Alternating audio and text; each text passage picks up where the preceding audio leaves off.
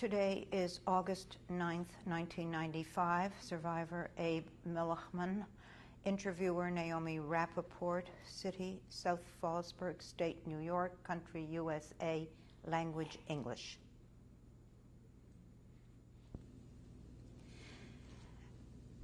My name is Naomi Rappaport. Today is August the 9th, 1995. I'm conducting an interview with Mr. Abe Milechman, and we are in South Fallsburg, New York, USA.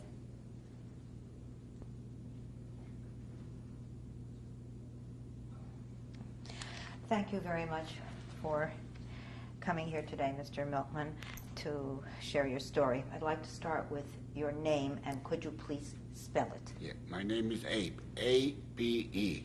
The second name is M-I-L-E-C-H-M-A-N. And how do you pronounce that? Milechman. And what was your name at birth? Same name. Same name. Did you have any other names? No. Okay. Do you have a nickname? No. Your birth date? First? When you were born, your birth date. Okay. My birthday is December 3rd, 1923. And how old are you? I'll be 72 in December 3rd. Thank you very much. You're welcome. I'd like to continue the interview with your early life and what you remember, but first, your parents' names. My father's name was Chaim Milechman. My mother's name was Gidel Milechman. And I had 2 brothers and 2 sisters. My sister's name was Gidel Milechman, and then was Gidel Milechman, and then was Pinyi Milechman and Yeshua Milechman. And were you the oldest? I was the oldest. Did your parents come from, you were born in what city? Krasnik. And did your parents come from Krasnik? Yeah, my father came. My mother came from a different town. Where did she come from? Ojapiv. And exactly where is Krasnik? Krasnik is about 40 kilometers from Lublin. And were your parents married in Krasnik? I wouldn't know this. No, I don't know. No. And what do you remember of your home? What did it look like? My home was a small town. It was about 5 or 6,000 Jews. And the small, you could have walked the whole town maybe in 15, 20 minutes. There were mostly Jewish people there. And that's all I remember now. Were there non-Jews, Poles living there? Yeah, but not mostly in this town were Jewish people. Around the town in the outskirts of Krasnik was mostly Polish. Mm-hmm. What did most of the people do? What did the Jews live from? Some people was merchants, and some people was tailors and shoemakers, and other kind. Mostly there are a lot of merchants there. They got stores, supermarkets, whatever they call groceries, and any kind of stores. And then some was tailors and shoemakers. Was the community a wealthy community? I wouldn't call it wealthy. How would you describe it? Middle class. Was a lot of poor people. Mm-hmm. Most of them was poor. Mm-hmm. And were there very rich people there too? Yeah, there was some rich people there too. And what did they make money from, earn a living? From the stores. Stores. They had a big mill. There was a rich man. There was a few rich people there, but not too many.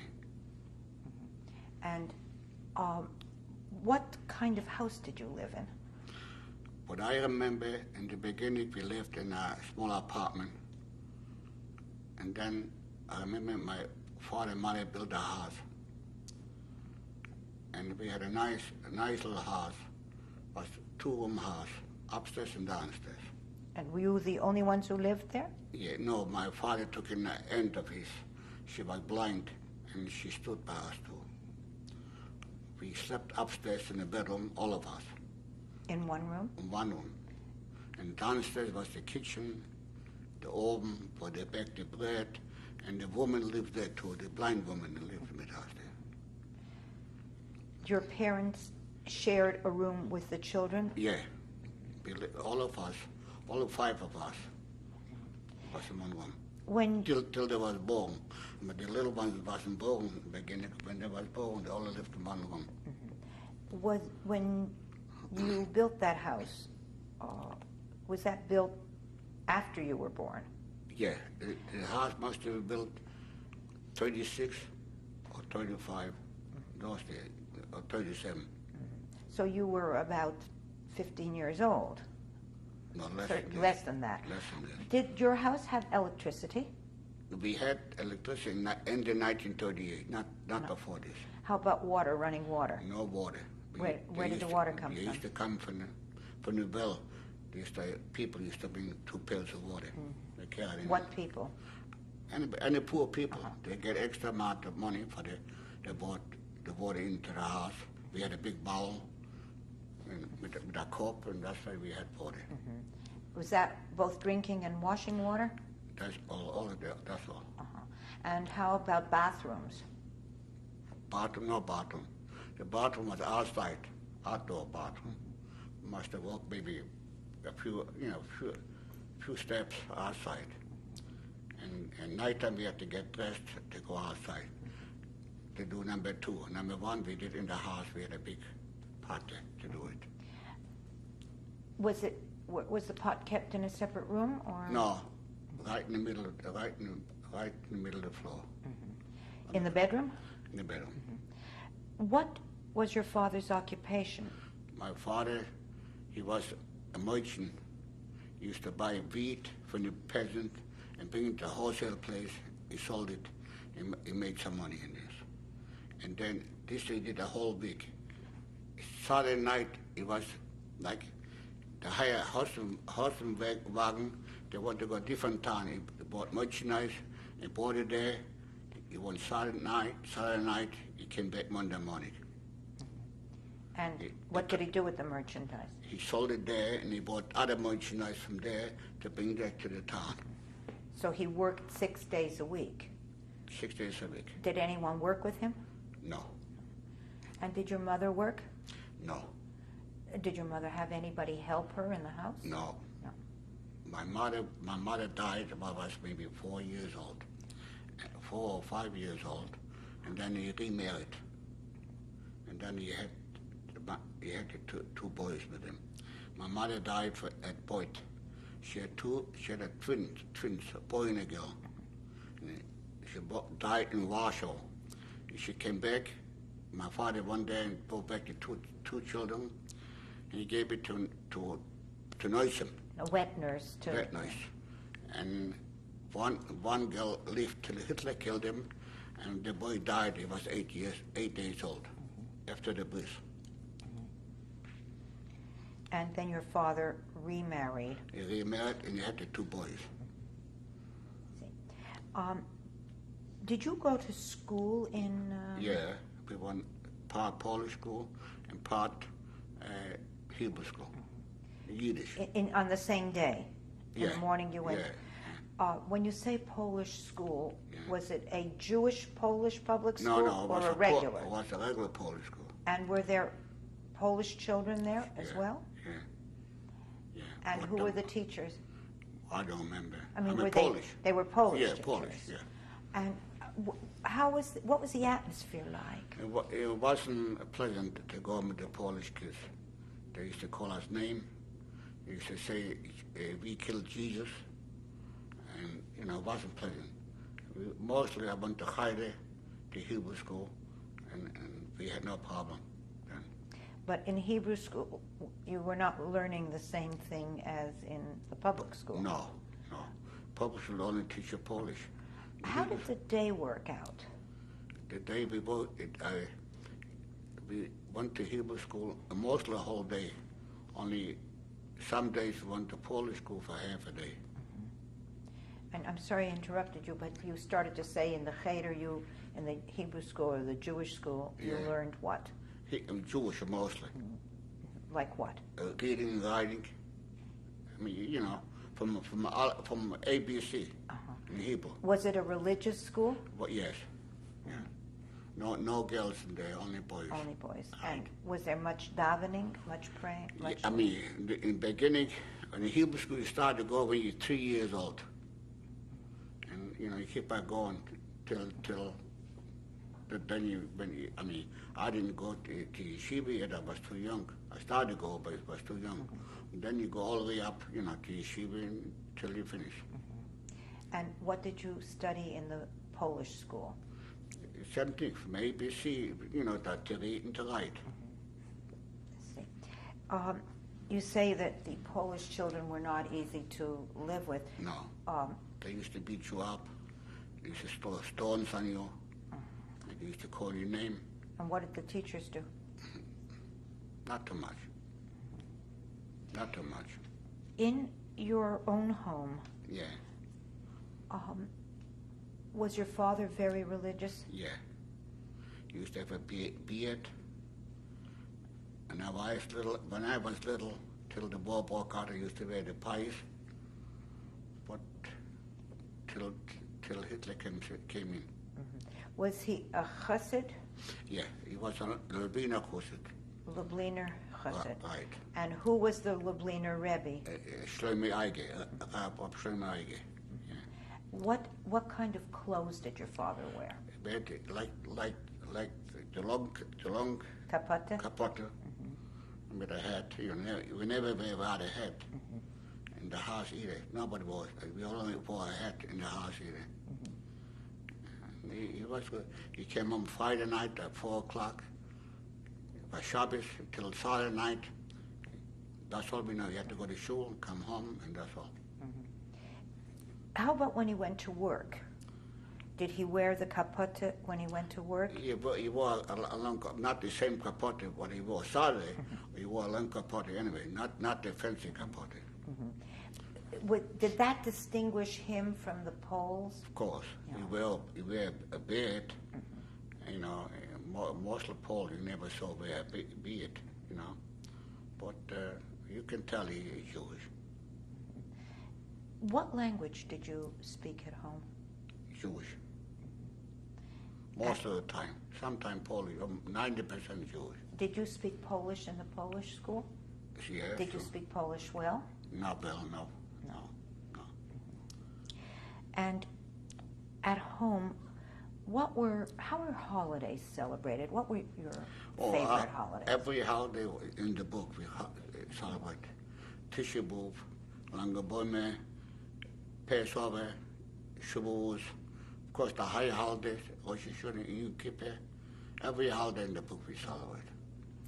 What was your favorite holiday? My favorite holiday, Passover. Why? But you know, you had matzah to eat enough, but we never had enough food to eat in the house when I was little. And my father worked hard, it was hard to make a living there. Where did your food come from? The fruit? Food. Did you grow it or did you buy it? No, we used to buy it. No, we didn't have no farm, no. We used to buy it. My father used to bring home potatoes, onions from the farmers, whatever, you know. And the rest we used to buy in the grocery store. Could you describe for me a typical meal? A typical Not meal, Shabbos, but in the middle of the week. I tell you, I really don't remember, but I can tell you one thing. We never had enough bread to eat. What about on Saturday? On Saturday we had chicken soup, and you know, whatever. And on Saturday we had a chulent, you know. But the chicken we used to have a wing or end piece. That was a portion. You used to get a portion. That's all you got. And did The your challah and your wine. mother baked challah or you bought challah? No, she baked challah and bread for the whole week. She baked challah for the holidays and bread for the whole week. And the bread by Staten was locked up with a lock. You get certain amount of bread. In your cultural life at home and your social life, were there books in your home? Yeah, we had books, Jewish books. Were they all religious books, or Religious books. did you get other kinds of No, books? religious book. Till the wartime. In the wartime, before the war, I started to read other books too. What kind of books did you read? Well, I don't remember this. Did you read in Polish or in Yiddish? In Yiddish. Yiddish. Did you get newspapers? Yeah, we got Jewish newspapers. Yeah, we got Polish newspapers. Yeah. Did you get books from the Jewish classics like Shalom Aleichem and Mendele? Right. Were you reading books like that? Yeah, sure. And did you get translations of other classical books? No, we got the paper Moment we used to read, and till 1938. Then after this, I started buying some books and reading. Yeah. And what about your relationship with girls and boys your age? Did you belong to any clubs? Yeah, I did belong to the Beta in 1938. And mostly boys, and some girls too. I was never interested in girls before the war. First of all, I was too religious, and I never had the mind to go with girls anyway. When you said Beitar, did any of the leaders of Beitar ever come to visit you? No. Your town? No, I went to visit from Beitar, Jeff Sobotinsky. I went to see him in Lublin in 1929 in May. In May. You went for a personal visit, or No, you not- went not the- as the part whole- of a Beitar group? No, Beitar group. Why? We went to visit him in Lublin when he had a speech in 1939. Do you remember that speech? Yeah. He What- said we should try to get out of Poland. What was the philosophy of the Beitar group that you were in? It's philosophical not to go to Palestine then to fight for land. Were you given military training at all? What? Were you trained at all to fight or anything no, else no, in your group? No, we wasn't trained. But the only thing is our policy is to go to Palestine and to fight for Israel. But nobody could go. There was the white paper, we couldn't go then. Your father was a Chassid. Yeah. How did he react to you being a member of a No, he was. Zionist group? He wasn't against this. He wasn't No, against it. no. The Were only there religious Zionist groups too? Oh yeah, I belonged not too long to the Mizrahi or Polagir Yeshua, but not too long. Over the end, by 1938 or 39 or 40, I belonged to the Beitar. How much did you and your family know about what was going on in Europe, in Germany, and to Jews in? Not too much. I tell you, I used to go to services in the morning, and they was talking about older boys than me, and they were talking what's going on in Germany. That's the only thing I heard about. The paper didn't tell us too much. Did any German Jews get deported to your area? No, I don't think so. To our area, when the war broke out. Before the war? Before the war? No. Had you heard about Kristallnacht? No. Hitler? I heard Hitler, yes. They say he's the best speaker in the whole wide world, but that's all I heard about. I heard about the Jews in Germany is not too good there, but I didn't know no details about whatever happened. Did your family ever think or talk about leaving? I was supposed to leave to America to go to school, and I got a paper from the highest, must be ending 1938. I got a paper, my uncle, Max Hoffman, sent me papers. I should come to America to study, to go to school. And it didn't happen. When I called the consul, the American consul in Warsaw, and one day, May 2, and they told me they got no visas for Polish Jews to go to America. But he had sent you papers. Yeah, but there was no visa to go to. The Polish quota was all filled up. I see. I had to wait, we said, a year or 2 years before I'd be able to come to America. And then the war broke out. Do you remember when the war broke out? Yeah, September 1939. In your mind, Yeah. can you picture the day? Yeah, I can picture the day. I was up in town. I know what day it was, and I saw the airplanes coming. And I met a couple of friends, and we made copies there to go over in the shelters, Yeah. to go to the shelters. And I said, no, I'm going to go home. When I came home, and there was the city hall was across the street. They built a new city hall, and I went over to my house to want to see anybody home. I saw a bomb coming right in the middle of my city hall. The whole door opened up, the glass fell on me, and I fell in the house. And then I got up, nothing happened to me, and I ran out, and I ran back to the fields. That's all I remember. That's before the Germans came in. Do you remember when the Germans came in? Must have been maybe 2 weeks later. And we was in the town after the bomb. My uncle had horse and buggy. He took mostly all of our families. We went up to the farms. We stood there a few days, and then got quiet. We didn't know what happened. And we came back. The Germans wasn't town already. Where were the farms? Outside our town. And who owned them? The Polacks. The Polacks. And did they welcome you there? No, the B1, was farmers, Jewish farmers too. We stood by the Jewish farmers. Yeah. By the Jewish farmer. When we came home, the Germans marched into Poland. Do you remember them coming into your town? Yeah, I remember my mother, my stepmother. I called her mother anyway, but she was baking bread or challah, and I was staying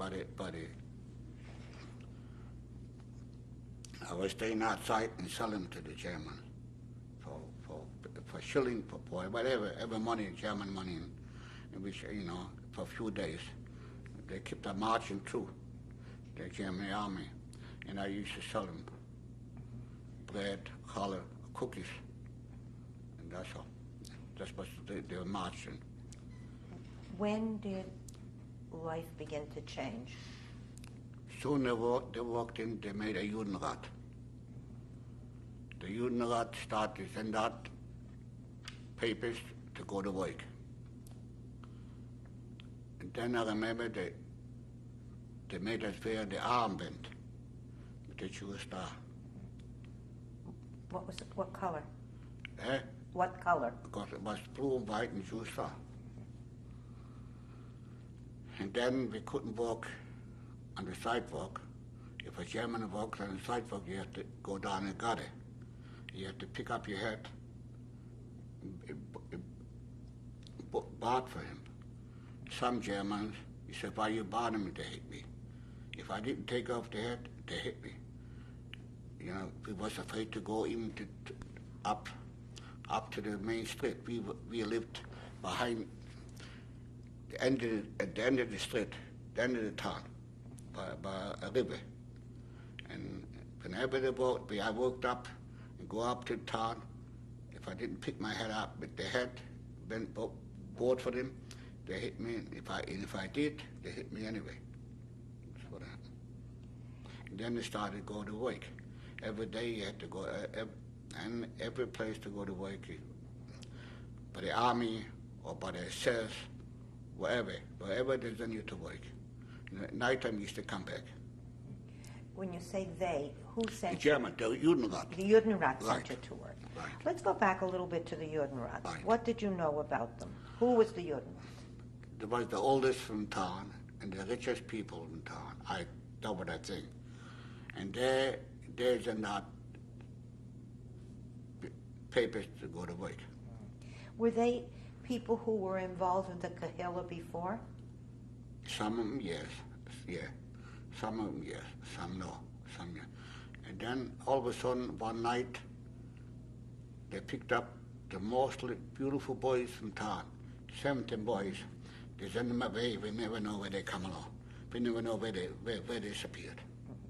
The Judenrat sent, The they came themselves, or? No, the UNOT probably gave the list to the SS, and the SS picked them up middle of the night. 17 boys, like 20, 25 years old, the best boys from town. And they took them away with a truck, and we never heard from them then. Were these poor boys or rich boys? No, there was rich boys. They were rich boys. Rich boys and good-looking boys. I mean, I wouldn't say rich boys. There was shy with lively from town. There was, Shine a light, yeah. Could you buy your way out from the through the Judenrat? Some of them, the richest, bought himself out. Some rich had to go to work, and then they go to work. They want me to go to work. They pay me, and I want to work for them. And then my father, when he used to walk in town, first couple of weeks, they cut off his beard. They hit him, they cut off his beard. He had to change everything where he had to change. He couldn't wear a long capote, whatever, and he changed. Were there Jewish police? Yeah. It was very, some of them were very nasty man. They hit you. They run after you. Some of them, they were nice. It's not all of them were bad. But some of them was very bad. They hit you. If you didn't want to go to work, they grab you. At nighttime, we used to hide because the SS used to go around at nighttime with the Judenrat, take you off in the bed to send you away from town. And I didn't feel like going away from town. I felt to be I go to work in daytime, I come back at nighttime. Over there, want to send me away from town. Is one night, we used to hide. One night, I figured I'm going to sleep home. But someone let us know, some of the family knew about when they're going to come. They came at nighttime, and they came at nighttime, and they wanted to take me to work. And I was sleeping. I heard them knock on the door upstairs, and I ran downstairs, and I was hiding the blind woman bed. They took me off in bed, and they told me to get dressed and take a plate and a spoon. I'm going to go to work, away from town. I said, I got my clothes upstairs. I went up upstairs, I jumped over the balcony, and I ran away. And then they want to shoot my mother. And the Union said, that's not his mother, that's his stepmother. They said, okay, we wouldn't shoot you, but if I wouldn't report next morning, they're going to shoot her. But I didn't know, I was away. But they didn't shoot her, and I came home at night. They did shoot her? They didn't shoot her. No. And that was, and then I used to go to work every day. Every day to work, and my father used to go to work, and he used to beat me, used to hit me. But I worked for the SS, for the Wehrmacht, for the Werkschutz, in all the places.